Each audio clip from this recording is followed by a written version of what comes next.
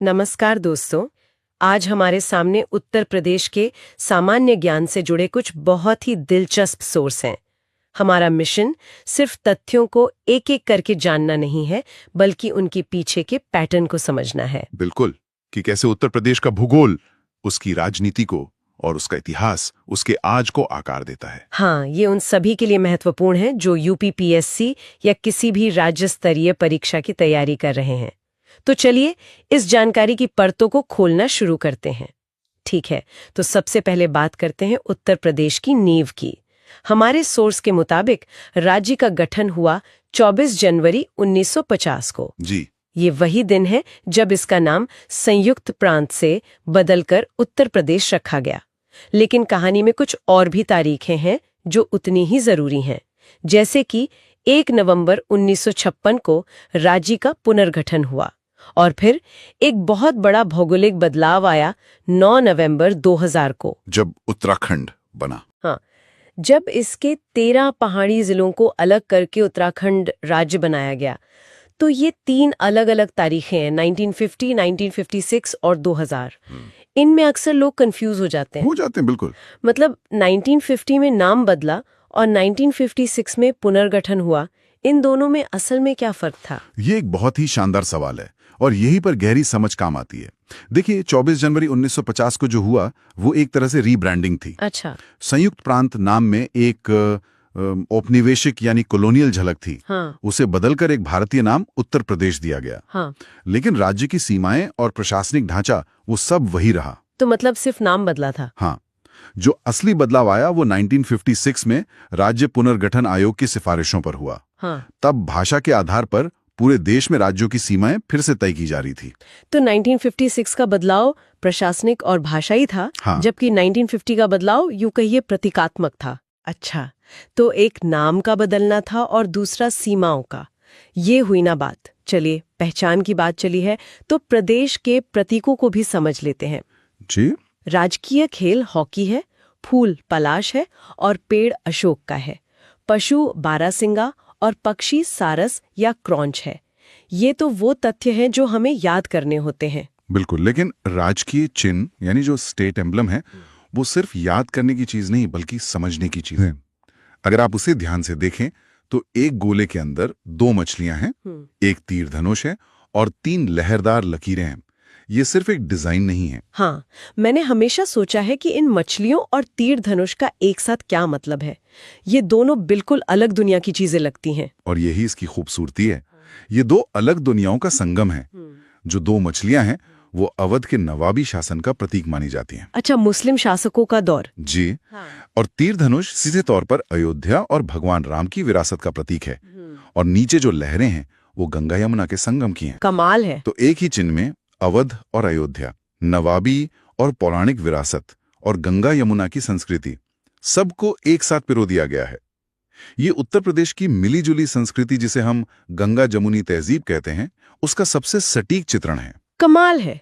तो ये चिन्ह सिर्फ एक प्रशासनिक मोहर नहीं, बल्कि अवध और अयोध्या की 2 अलग-अलग विरासतों को एक साथ लाने की एक सचेत कोशिश है। बिल्कुल। ये तो वाकई दिलचस्प है कि राज्य के प्रतीक में भी गंगा यमुना का जिक्र है। ये नदियां सिर्फ प्रतीक नहीं है, बल्कि प्रदेश की जीवन रेखा है।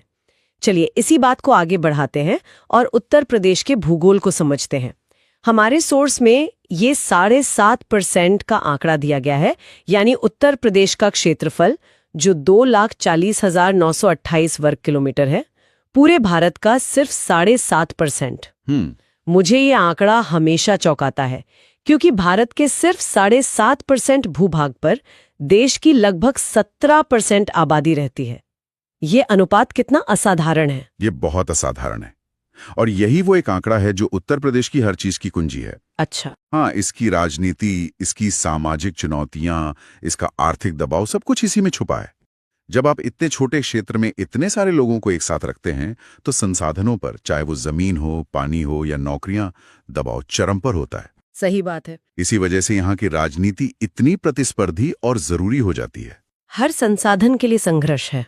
और इसकी सीमाओं को देखें तो उत्तर में नेपाल के साथ अंतर्राष्ट्रीय सीमा है। राज्यों में सबसे लंबी सीमा मध्य प्रदेश से लगती है। लेकिन एक जिला है सोनभद्र। हाँ, सोनभद्र, जो अपने आप में एक भौगोलिक अजूबा है। यह देश का एकमात्र ऐसा जिला है जो 4 राज्यों को छूता है। मध्य प्रदेश, छत्तीसगढ़, झारखंड और बिहार। जी, सोनभद्र की यह स्थिति इसे रणनीतिक रूप से बहुत महत्वपूर्ण बनाती है। ये सिर्फ एक सामान्य ज्ञान का तथ्य नहीं है। इसका मतलब है कि ये जिला 4 अलग-अलग राज्यों की संस्कृति, अर्थव्यवस्था और अपराध का भी संगम स्थल है। यहाँ पर खनिज संपदा बहुत है, जंगल हैं, और इसी वजह से ये विकास और नक्सलवाद जैसी समस्याओं का केंद्र भी रहा है। इसकी भूगोल ने ही इसकी नियति तय की है।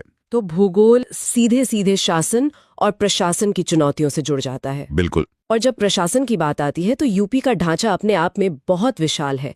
18 मंडल, 75 जिले, ये संख्या अपने आप में बहुत बड़ी है। बहुत बड़ी। देश के कई राज्यों की कुल आबादी यूपी के कुछ जिलों से कम होगी। क्या इतने बड़े प्रशासनिक ढांचे को चलाना अपने आप में एक चुनौती है? बिल्कुल। ये एक दोधारी तलवार है। एक तरफ इतने सारे जिले और तहसीलें बनाने का मकसद होता है कि शासन को जमीनी स्तर तक, आम आदमी तक पहुंचाया जा सके। जी। लेकिन दूसरी तरफ, जैसा कि आपने कहा, ये एक जबरदस्त नौकरशाही, लाल फीताशाही और विभागों के बीच समन्वय की भारी समस्याएं भी पैदा करता है। यही वजह है कि उत्तर प्रदेश में किसी भी राष्ट्रीय योजना को लागू करना एक बहुत बड़ी कवायद बन जाती है। अच्छा। 75 जिलों तक एक ही नीति को एक ही तरह से पहुंचाना अपने आप में एक विशालकाय काम है। और जहां इतनी बड़ी आबादी और इतना बड़ा प्रशासनिक ढांचा हो, वहां राजनीतिक शक्ति का केंद्र होना तो लाजमी है। जाहिर है, लोकसभा की 80 और राज्यसभा की 31 सीटें, दोनों ही देश में सबसे ज्यादा। यहीं से वो कहावत आती है कि दिल्ली का रास्ता लखनऊ से होकर जाता है। और ये सिर्फ एक कहावत नहीं है, इसके पीछे राज्य का वही भूगोल और इतिहास छिपा है जिसकी हम बात कर रहे थे। गंगा यमुना का मैदान। हाँ, गंगा यमुना का उपजाऊ मैदान दुनिया के सबसे घनी आबादी वाले क्षेत्रों में से एक है। इस जमीन ने हमेशा से एक बड़ी आबादी को पाला है और लोकतंत्र में आबादी ही राजनीतिक शक्ति का आधार है। तो यूपी की राजनीतिक ताकत असल में उसकी मिट्टी और पानी से शुरू होती है। वाह। जो पार्टी इन 80 सीटों पर अच्छा प्रदर्शन करती है, उसके लिए केंद्र में सरकार बनाना बहुत आसान हो जाता है। ये तो हुई केंद्र की राजनीति की बात। अब अगर राज्य की विधायिका को देखें तो यहाँ विधानसभा की 403 और विधान परिषद की 100 सीटें हैं। जी। विधान परिषद यानी लेजिस्लेटिव काउंसिल जी के बारे में कहा जाता है कि ये एक स्थायी सदन है। इसका क्या मतलब है? स्थायी सदन का मतलब है कि ये कभी भंग नहीं होता। जैसे हर 5 साल में विधानसभा या लोकसभा भंग हो जाती है और नए चुनाव होते हैं, वैसा यहाँ नहीं होता। अच्छा। विधान परिषद एक निरंतर चलने वाली संस्था है। इसके सदस्यों का कार्यकाल 6 साल का होता है। लेकिन सारे सदस्य एक साथ नहीं हटते। हर 2 साल में 1/3 सदस्य अपना कार्यकाल पूरा करके रिटायर हो जाते हैं और उनकी जगह नए सदस्य आ जाते हैं। बिल्कुल। ये एक रिले रेस की तरह है जहां दौड़ हमेशा चलती रहती है, बस धावक बदलते रहते हैं। इसीलिए इसे स्थायी कहते हैं। बहुत ही अच्छा उदाहरण है। चलिए अब राज्य के संवैधानिक प्रमुख यानी राज्यपाल पर आते हैं। हमारे सोर्स में लिखा है कि अनुच्छेद 153 के तहत राज्यपाल की नियुक्ति राष्ट्रपति करते हैं। जी। और एक तथ्य जो बार बार पूछा जाता है वो है राज्यपाल बनने की न्यूनतम आयु, जो 35 वर्ष है। जी, ये 35 वर्ष का आंकड़ा परीक्षाओं के लिए बहुत महत्वपूर्ण है। लेकिन राज्यपाल के पद का महत्व सिर्फ संवैधानिक नहीं है। खासकर उत्तर प्रदेश जैसे राजनीतिक रूप से संवेदनशील राज्य में राज्यपाल की भूमिका केंद्र और राज्य के बीच एक पुल की तरह होती है। और उत्तर प्रदेश के राज्यपालों की सूची में कुछ बहुत बड़े नाम शामिल हैं। सबसे पहला और शायद सबसे महत्वपूर्ण नाम है श्रीमती सरोजिनी नायडू का, जो प्रदेश की पहली राज्यपाल थीं। श्रीमती सरोजिनी नायडू का नाम सिर्फ इसलिए महत्वपूर्ण नहीं है कि वो यूपी की पहली राज्यपाल थी, वो पूरे भारत की पहली महिला राज्यपाल थी। पूरे भारत की? हाँ, जरा सोचिए, 1947 में जब देश आजाद हुआ, उस वक्त एक महिला को इतने बड़े और महत्वपूर्ण राज्य का प्रमुख बनाना, ये अपने आप में महिला सशक्तिकरण और आधुनिक सोच का एक बहुत बड़ा बयान था। सही बात है। नाइटिंगेल ऑफ इंडिया के नाम से मशहूर एक कवयित्री और स्वतंत्रता सेनानी का गवर्नर बनना, ये दिखाता है कि आजाद भारत की नींव कितनी प्रगतिशील थी। ये एक बहुत जरूरी दृष्टिकोण है। राज्यपाल के बाद अब आते हैं असली राजनैतिक शक्ति के केंद्र, यानी मुख्यमंत्रियों पर। जी। यहाँ की सूची तो उत्तर प्रदेश की पूरी राजनीतिक यात्रा को दर्शाती है। विश्वनाथ प्रताप सिंह और चौधरी चरण सिंह जैसे मुख्यमंत्री हुए, जो बाद में देश के प्रधानमंत्री भी बने। ये फिर से उसी बात को साबित करता है कि यूपी की राजनीति राष्ट्रीय राजनीति की एक नर्सरी की तरह है। यहाँ के अनुभव आपको दिल्ली के लिए तैयार करते हैं। बिल्कुल। फिर 19 के दशक में गठबंधन और क्षेत्रीय राजनीति का एक लंबा युग आया, जिसमें मुलायम सिंह यादव, मायावती और कल्याण सिंह जैसे कद्दावर नेताओं का दौर रहा। कि आदित्यनाथ का कार्यकाल है, जो प्रदेश में भाजपा के उदय का प्रतीक है। ये पूरी सूची दिखाती है कि कैसे राज्य की राजनीति कांग्रेस के एक छत्र राज से निकलकर पहले सामाजिक न्याय और क्षेत्रीय दलों की तरफ गई और फिर राष्ट्रीय दलों के मजबूत बहुमत की ओर लौटी। ये भारत के लोकतंत्र के विकास का एक छोटा मॉडल है। अब कुछ ऐसी बातों पर नजर डालते हैं जहां उत्तर प्रदेश पहला रहा है, यानी एक अग्रणी। जैसे देश की पहली महिला मुख्यमंत्री सुचेता कृपलानी उत्तर प्रदेश से ही थीं। हाँ, सरोजिनी नायडू पहली महिला राज्यपाल और सुचेता कृपलानी पहली महिला मुख्यमंत्री। ये दोनों तथ्य दिखाते हैं कि महिलाओं को राजनीतिक नेतृत्व देने में उत्तर प्रदेश शुरुआती दौर में कितना आगे था। और सिर्फ राजनीति ही नहीं, प्रदेश का पहला विश्वविद्यालय इलाहाबाद विश्वविद्यालय 1887 में स्थापित हुआ, जिसे पूर्व का ऑक्सफोर्ड भी कहा जाता था। जी। और एक बहुत ही आधुनिक तथ्य ये है कि एशिया का पहला डीएनए बैंक लखनऊ में स्थापित किया गया। एशिया का पहला डीएनए बैंक लखनऊ में होना ये बहुत महत्वपूर्ण है। ये दिखाता है कि प्रदेश की पहचान सिर्फ इतिहास और राजनीति तक सीमित नहीं है। ये विज्ञान और प्रौद्योगिकी में भी अग्रणी रहा है। जहां एक तरफ हजारों साल पुराना इतिहास है, वहीं दूसरी तरफ भविष्य की तकनीक भी है। यही उत्तर प्रदेश की खासियत है। चलिए अब उन महान हस्तियों को याद करते हैं जिन्हें भारत के सर्वोच्च नागरिक सम्मान भारत रत्न से सम्मानित किया गया है और जिनका संबंध उत्तर प्रदेश से रहा है। जी। राजनीति में पंडित जवाहरलाल नेहरू, इंदिरा गांधी से लेकर अटल बिहारी वाजपेयी तक, समाज सेवा में गोविंद वल्लभ पंत और महामना मदन मोहन मालवीय, और कला और संगीत के क्षेत्र को तो हम भूल ही नहीं सकते। शहनाई के जादूगर उस्ताद बिस्मिल्लाह खान और सितार वादक पंडित रविशंकर। अच्छा। परीक्षाओं में अक्सर ऐसे प्रश्न आते हैं जहां एक तरफ व्यक्ति का नाम होता है और दूसरी तरफ उनका क्षेत्र या वाद्य यंत्र, और आपको उनका मिलान करना होता है। जैसे बिस्मिल्लाह खान का संबंध किससे है? उत्तर है शहनाई। बिल्कुल। इन हस्तियों ने सिर्फ भारत में ही नहीं बल्कि पूरी दुनिया में उत्तर प्रदेश और भारत का मान बढ़ाया है। बहुत खूब। अब अंत में कुछ त्वरित लेकिन बेहद जरूरी तथ्यों पर एक नजर डाल लेते हैं। जैसे राष्ट्रीय राजधानी क्षेत्र यानी एनसीआर में उत्तर प्रदेश के 8 जिले शामिल हैं। यह दिखाता है कि प्रदेश का पश्चिमी हिस्सा कैसे आर्थिक रूप से दिल्ली के साथ जुड़ा हुआ है। ये एक तरह से आर्थिक भूगोल का उदाहरण है।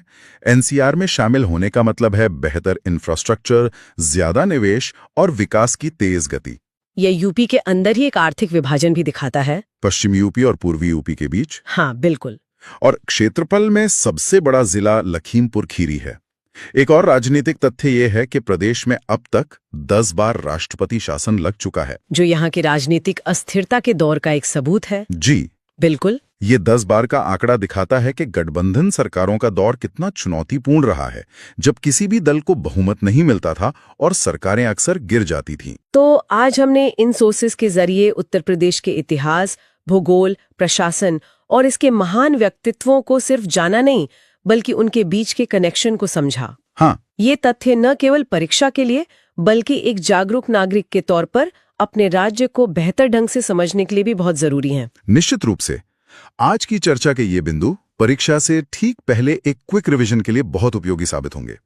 हमारा मकसद यही था कि तथ्यों के जंगल में रास्ता दिखाया जाए और बताया जाए कि कौन सी जानकारी क्यों महत्वपूर्ण है। आज की चर्चा से एक विचार दिमाग में रह जाता है। हमने बार बार देखा कि कैसे उत्तर प्रदेश की 80 लोकसभा सीटें और विशाल जनसंख्या राष्ट्रीय राजनीति की दिशा तय करती है। सोचने वाली बात यह है कि जनसंख्या और राजनीतिक प्रतिनिधित्व का ये संतुलन भविष्य में भारत के लोकतंत्र को कैसे आकार देगा, खासकर तब जब दक्षिण भारत के राज्यों में जनसंख्या वृद्धि दर धीमी हो रही है और उत्तर भारत में तेज है। ये एक बड़ा सवाल है। हाँ, ये एक बड़ा सवाल है जिस पर ये सोर्स हमें सोचने के लिए छोड़ जाते हैं। वीडियो पसंद आया हो तो वीडियो को लाइक, और अगला वीडियो किस टॉपिक पर चाहते हैं कमेंट में बताइए। ऐसे ही और वीडियो के लिए हमारे चैनल AI